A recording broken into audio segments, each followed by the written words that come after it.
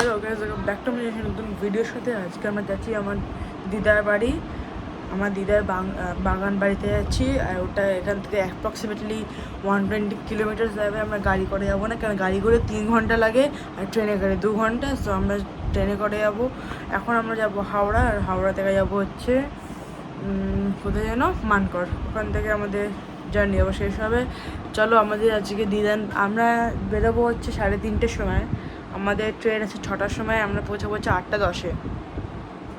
তো কালকে মানে নেক্সট ডে শ্যুটটা এখনও কমপ্লিট হয়নি, হবে নেক্সট ডে। দেখাবো হচ্ছে আমার বাগান বাড়ি এরকম কত সুন্দর।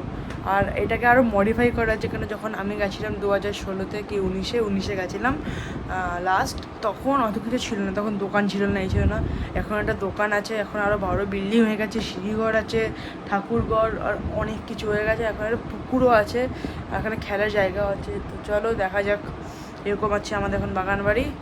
চলো আমরা আইটি সেন্টার থেকে আসলাম হচ্ছে হাওড়া স্টেশন। গঙ্গা দিয়ে মেট্রো যায় নিচ দিয়ে।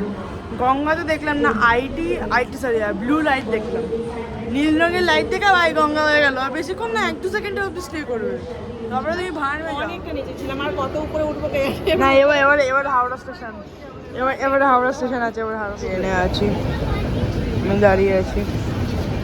একবার মোবাইল 2000 years later. পৌঁছে গেছি মানকর।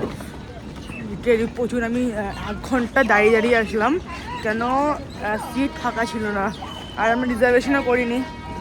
1 ঘন্টা দাঁড়িয়ে বাবা 1 ঘন্টা, আমি 1 ঘন্টা দাঁড়িয়েছিলাম। ভাই পৌঁছে গেছি মানকর, আমার দাদুর বাড়ি। চলো যাওয়া যাক দাদুর বাড়ি। পৌঁছে গেছি আমার দাদুর বাড়ি। কালকে দেখাবো সকালবেলা পুরো ঘর বাড়ি সব কিছু, দোকানও আছে।